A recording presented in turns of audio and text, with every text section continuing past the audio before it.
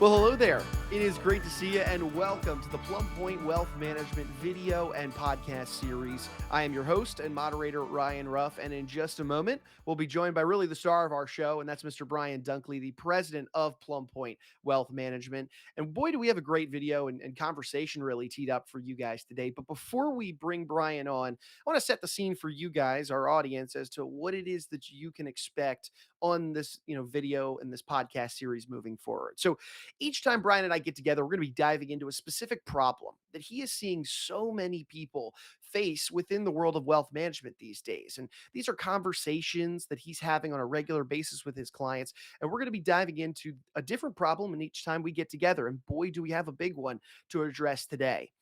Brian's not only going to address what the issue is, but he's going to walk through some strategies and solutions on how you can really not just sidestep this issue, but charge right through it and get the best results that you're aiming for.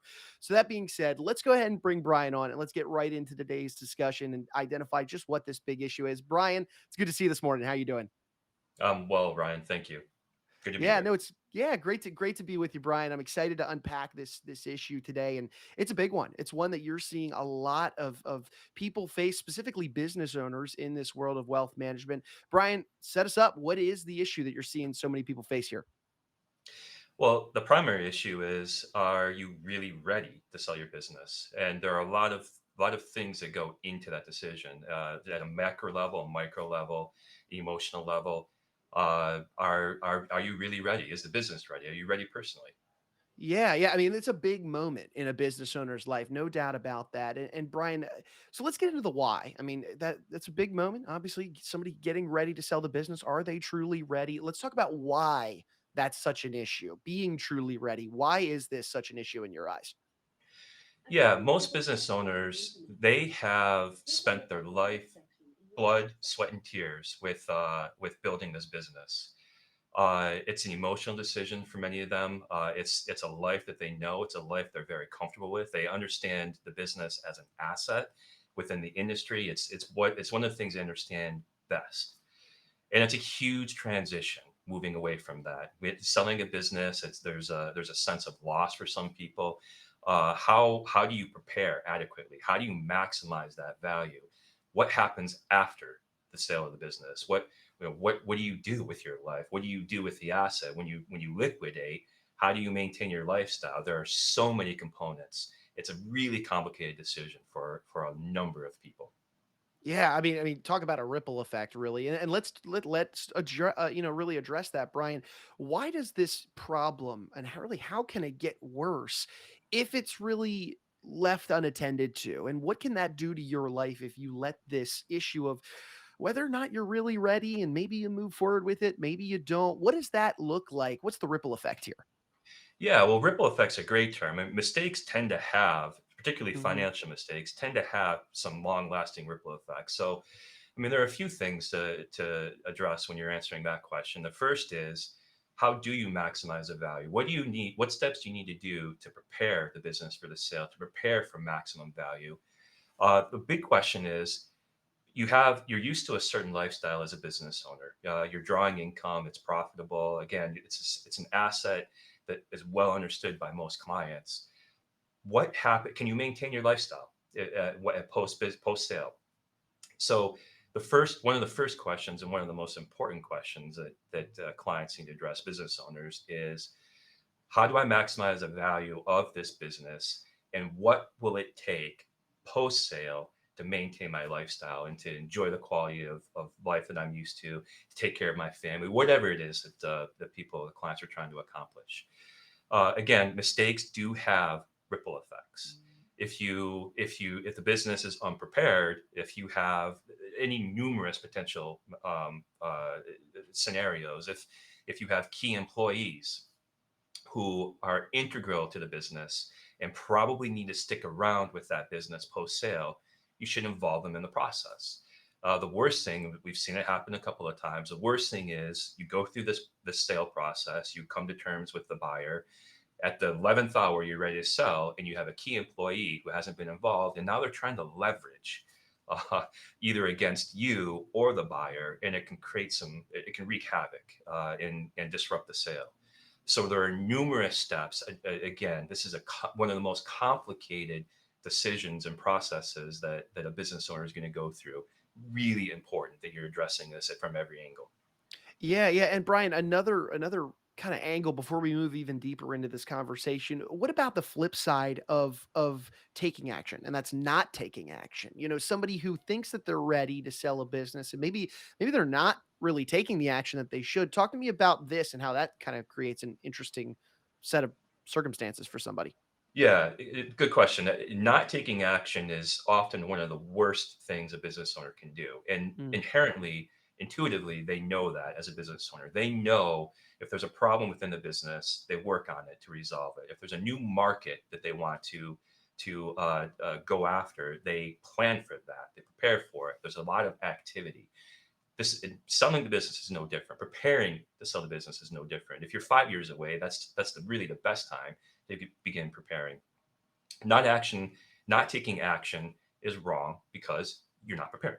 So the steps you can take, whether it's building your team of advisors, your CPA, your accountant, a very good lawyer, perhaps an M&A attorney or a business consultant, they can add enormous value. If you have confusion, if you're not sure what steps to take, but the one of the worst things to do, and we all know this, burying your head in the sand, not taking action, that can create some problems. Again, that ripple effect. Yeah, yeah, absolutely. So, Brian, I mean, we've framed up the issue. I mean, there's obviously a lot of elements at play here, a lot to consider. So that's having that team of trusted advisors can certainly help bring that value, like you just mentioned. But Brian, let's look at the glass half full now.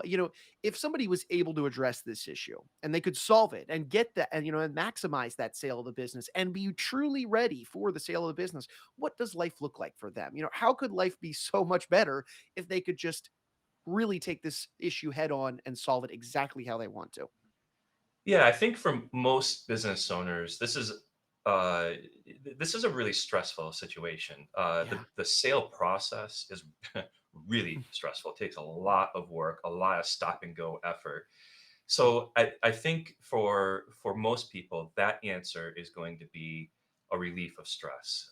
There's frankly a lot of comfort for all of us in knowing that you have a plan, knowing that you've put work into that plan, the right amount of work, the right amount of preparation, you have the right smart people around you facilitating those decisions. There's a lot of comfort and freedom in going through that process and arriving to those the right decisions. Post sale, that answer is going to be different for different people. We're all different from one another. We have different goals and objectives and concerns. For some people, I think it's pretty common. They have children. Many of them might be involved in the business. I have several clients where that's exactly the case. They're the children are in the business. They're going to sell it. They that's all their children have known. What next? So you want to make sure that your family's taken care of. If you do have family, whether or not they're involved in the business, many clients have some pretty substantial charitable objectives. So, making sure that everything's lined up appropriately, and that can actually, again, what those objectives at the end profoundly impact what the planning should be at the beginning. If you do have charitable inclinations, you want to structure the business accordingly. You want to structure the sale accordingly. There are pretty substantial tax considerations. So I think really the bottom line for most people is it's a relax. It's a release of stress and a comfort in knowing that the right plan is going to get you exactly what you need. Man, that peace of mind, that's hard to come by, especially with something that is so daunting when it comes, to wealth management, like selling a business.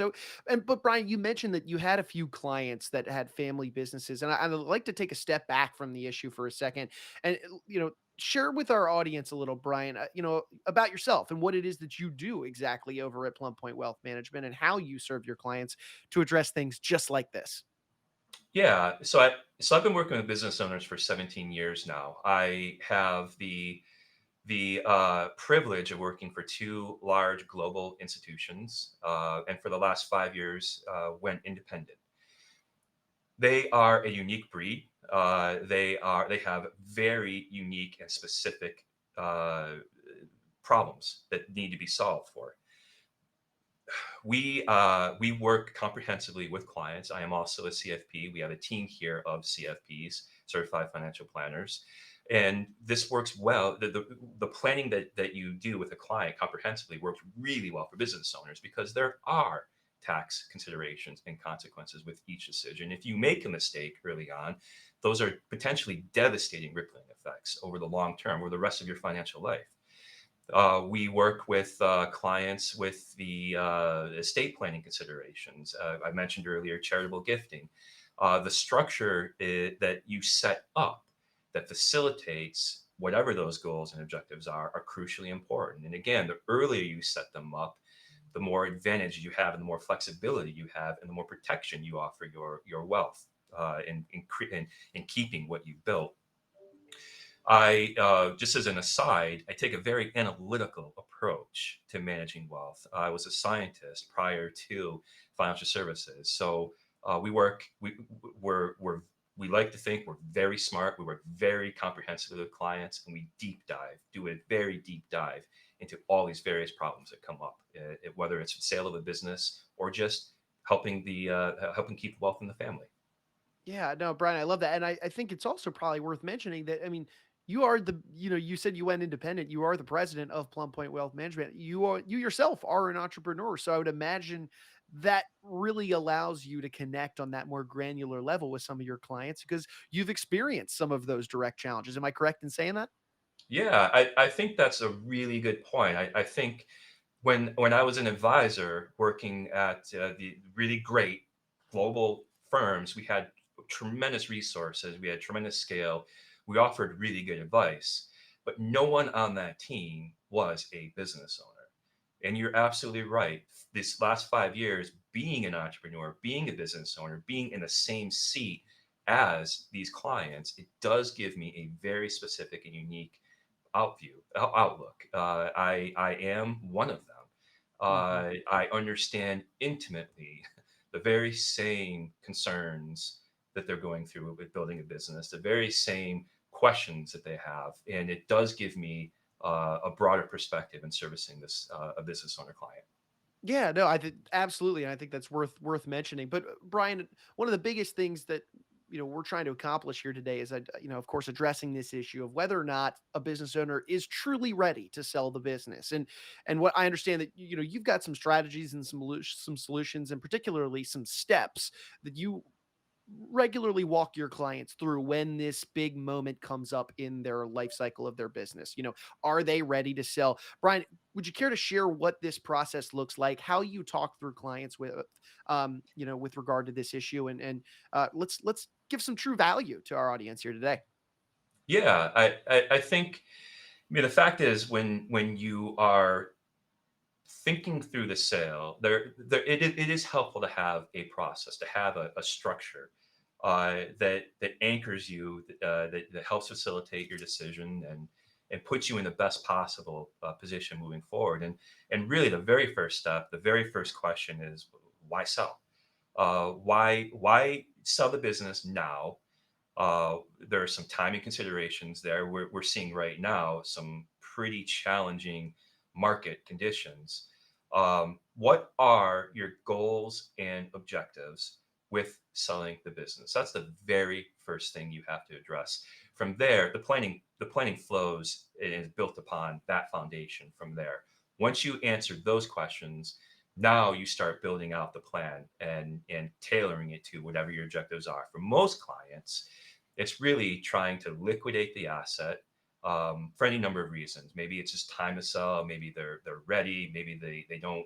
They're less comfortable with the future outlook, whatever that might be. But for most clients, the very first thing they want to do is maintain their standard of living. The business has done well for them. It's afforded them a good life. They have good control over that. Now they sell.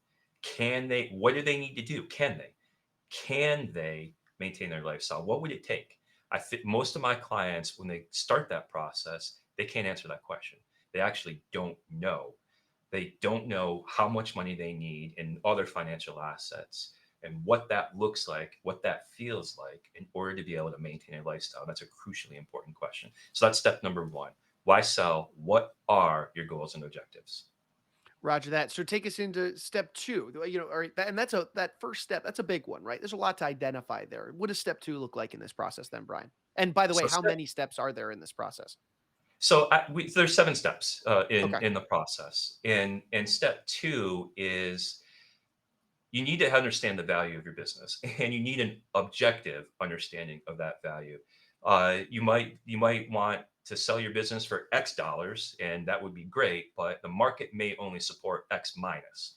You have to have that understanding, and there are a few ways to do that. You may already have your team, a really great CPA, a really great corporate attorney. I found that likely although they've served you very well as an owner of growing your business, and you should keep them as loyal advisors, you probably need some additional expertise. So perhaps a business advisor, a business consultant, someone who really understands the industry and the market. They can give you that objective valuation. And that's important to have as you start thinking through for two reasons, really. One, you want to identify buyers. You're going to be putting your business out to market to sell. You want to be on the same page as what that market is. If you're widely different, you're not going to get any traction. You're going to be wasting a lot of time. But the second reason, going back to the first step, if you need this asset to maintain your lifestyle, as an example, you have to know what value you're going to be getting so that we can begin planning around maintaining that very lifestyle. Roger that. Okay, so obviously step one, that identification of goals and objectives. Step two, that objective assessment then, of the business value. Now that you've got a big understanding on those two factors, where do we go from here for step three?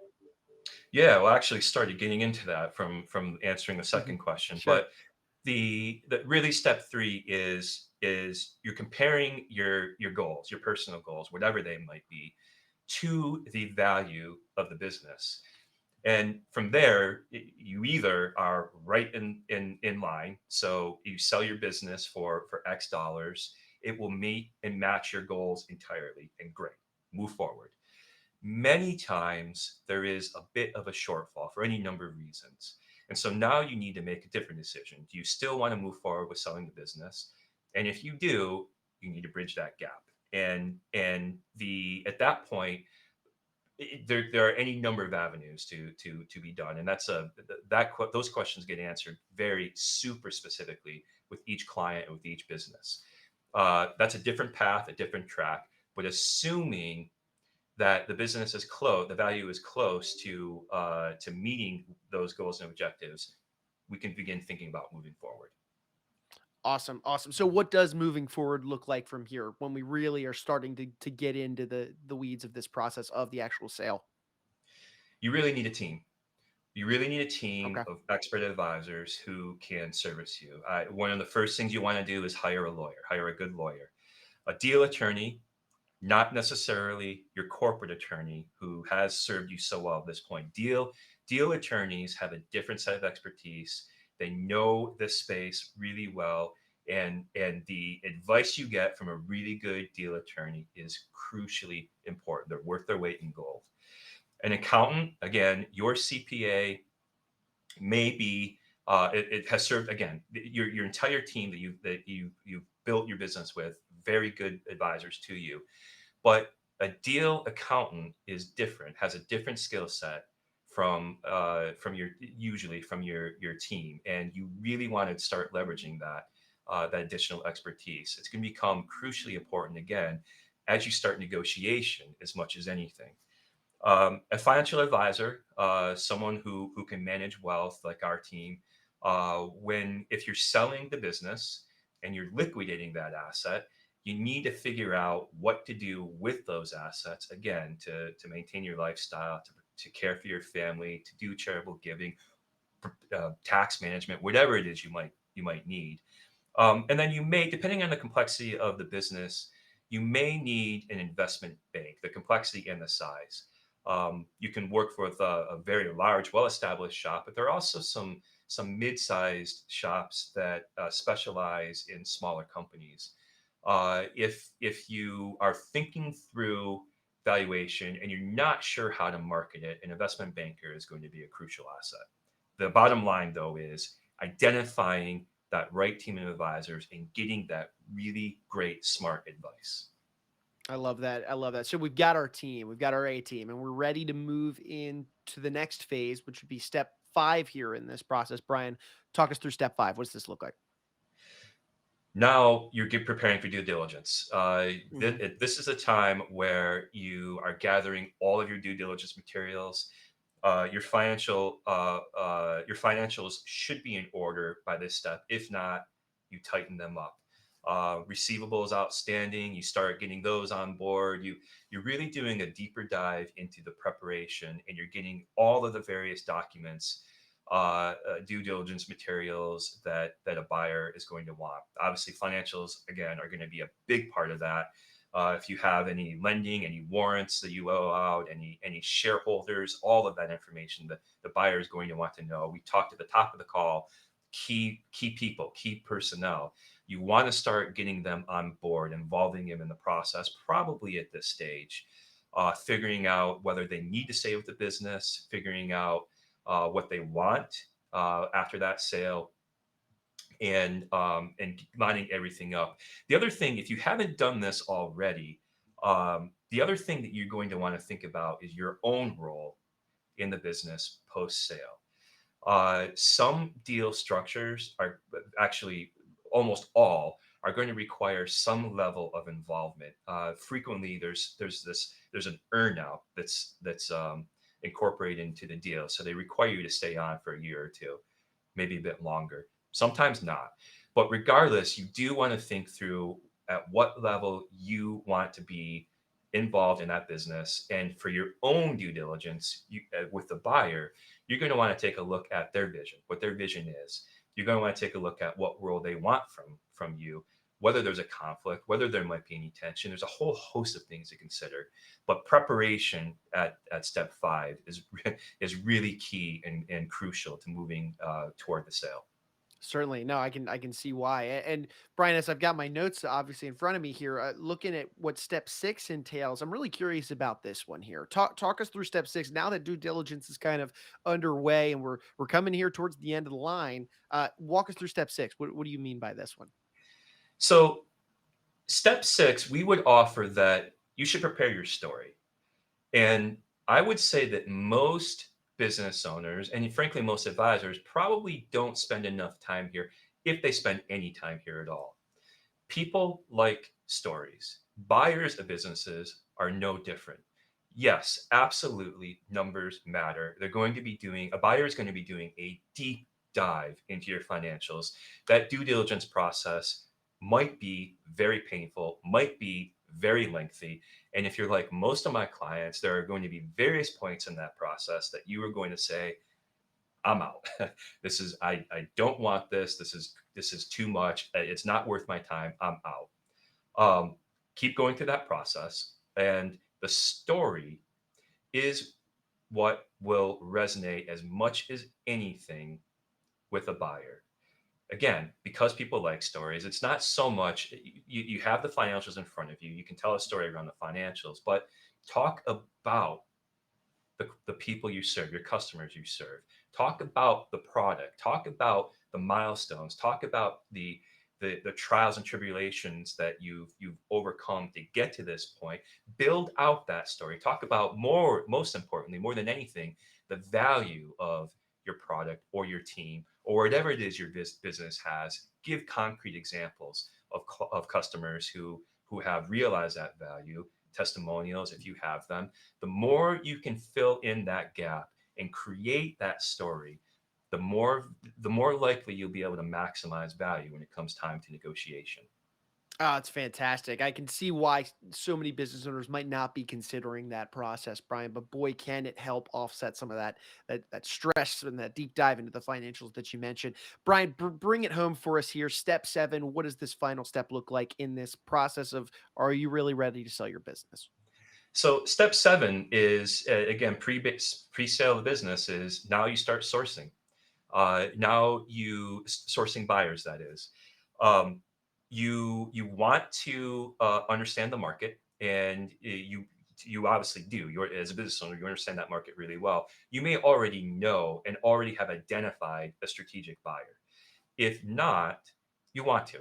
A strategic buyer gives you the best opportunity to maximize value of sale. If they understand that business well, if you are filling a hole or a gap in their business, they're going to want your asset. They're going to want whatever it is you have, and they're more likely to offer a premium for that asset. This is where an investment bank or a business consultant can be especially helpful. You business owners, you may not have time, right? We're very busy people. Sure. You're in the middle of your business, growing it, and if you're beginning to sell your business, it's a tremendous amount of time. So you may need to get some consultant to help identify that strategic buyer, and then you're just preparing at that point as you go through the due diligence process. It's negotiation, really. You start out with a letter of intent.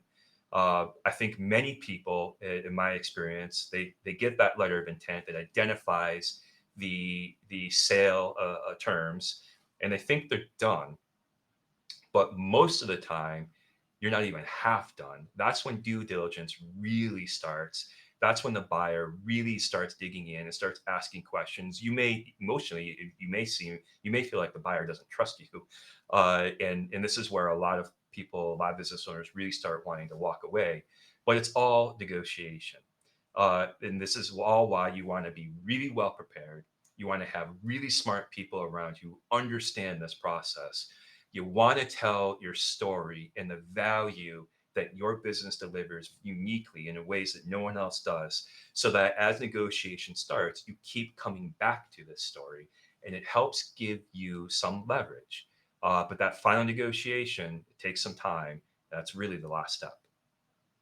I love that. Brian, you've just kind of laid out for us that seven-step process that you kind of walk your clients through regularly that are facing this point of sale here for their business. And Brian, for somebody in our audience, I mean, I'm sure I mean we've just laid a lot of information on them, a lot for them to digest and understand about this concept. Are you ready to sell your business? But for somebody that's really this seven-step process really resonates with them, and they're interested in really diving further into that sale of a business. How could somebody start utilizing, this solution, start down this road? What would be that best path to do that, Brian? Yeah, I think that for most people, the next step is going to be identify the right partner, the right advisor to get you started. I would say that we've walked through a 7-step process, and intuitively it makes sense. You a business owner, you go through those steps, and it's not rocket science. You're going to understand that, yeah, those are the steps you need to take. But the next question is, do you have the capacity to do that? Do you have the bandwidth, the time, with everything you have going on in your life? Do you have the requisite expertise in each of those areas to maximize value? So I think really for most people, the answer is no. And they want to identify the right partners to work with, a partner like our firm, and say, okay, I'm ready to begin this journey. I'm ready to begin this process. Let's go. Let's start at the very top, and step by step, let's take this. Let's start with one team member, and then we begin building the other team members, the other advisors around the whole team, and and getting this ready to sell. And Brian, for those out there that might be interested in reaching out to you and your team to maybe just book a discovery meeting, go through that process, and just open up a dialogue with you, what would be the best way they could get in touch with you? So at this point, the clients, business owners, they need to make a choice, and again, action is better than nothing. Making good, solid decisions is crucially important to the success of your sale. If you're not ready to sell, don't. There's no pressure. There's no one. You just don't move forward. But if you're not sure, or if you are ready, reach out to us. Give us a call. Visit our website, plumpointwealth.com. We're happy to help. We're happy to have that conversation with you. If it makes sense, we can line up resources to get you started. But really the very next thing for most people is, most business owners is, you got to take that step and identify someone to call to help. Give us a call. Fantastic. Well, Brian, also, before we leave today, I think we'd be remiss without talking about it. And this is something that you do regularly with your clients over at Plum Point that are going through this idea of selling their business. And do you have any maybe examples that of people that you've utilized this solution, people that you've walked that through this 7-step process, and really help them prepare for the sale for the business? Any really case studies, if you will, that you can share with us? Yeah, sure. So most recently, I helped a family business, family owned business. They the father, the patriarch, had started the business. He built it up. All of his family were involved. Three adult children in the business. They sold to an international conglomerate, and actually a number of years ago, and they exited. And the very next question for this client was, okay, I'm here, now what?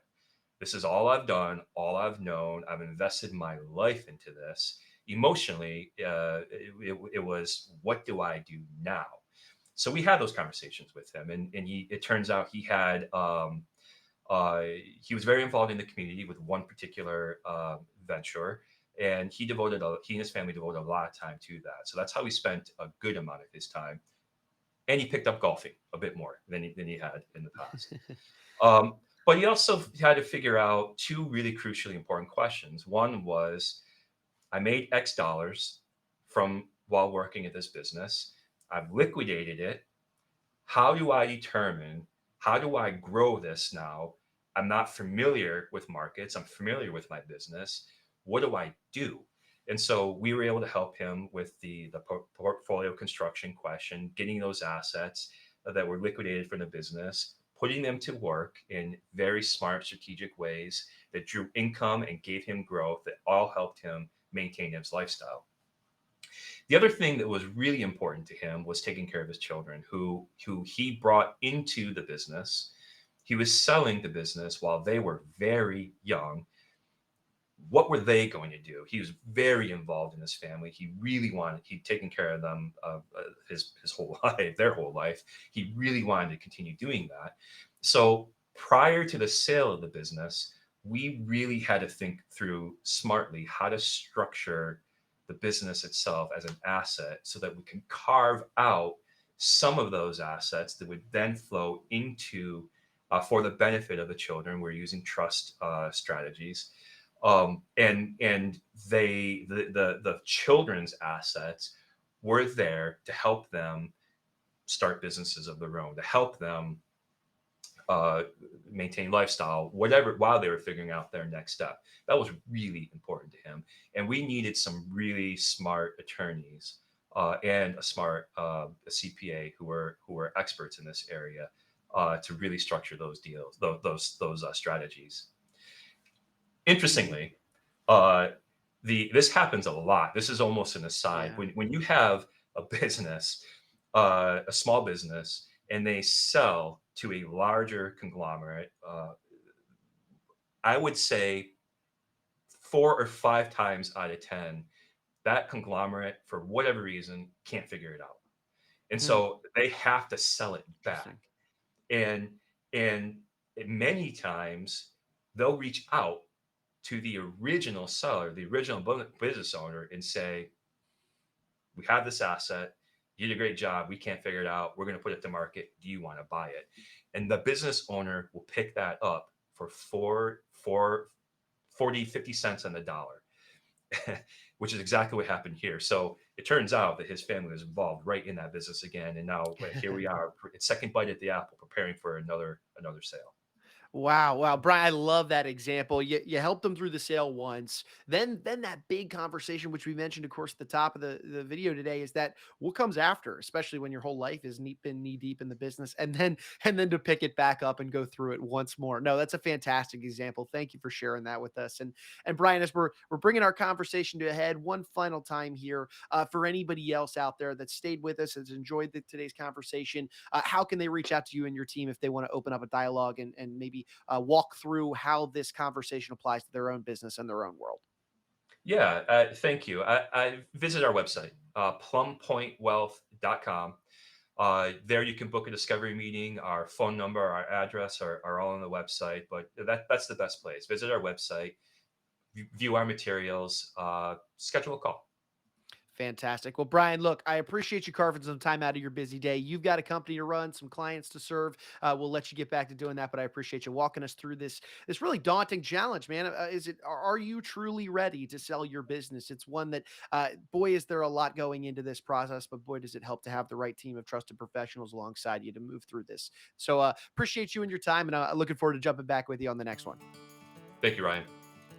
Alrighty, fantastic. And look, hey, we want to take one final moment and thank you guys, and that's our audience, for being with us here on the video and podcast today. If you took anything away from today's discussion, benefited from the conversation in any way, do us a favor, subscribe to this on whichever platform that you're checking us out on, and of course, share this information with any friends, family, business owners, of course, that may benefit from these types of conversations. Brian and I are going to be tackling a different problem that's associated with wealth management each time we get together, and we'd hate to have you miss out on any of that potentially beneficial information for you and yours. So for Brian, I'm Ryan. We're going to go ahead and say so long, but we appreciate you joining us on today's installment of the Plum Point Wealth Management video and podcast series.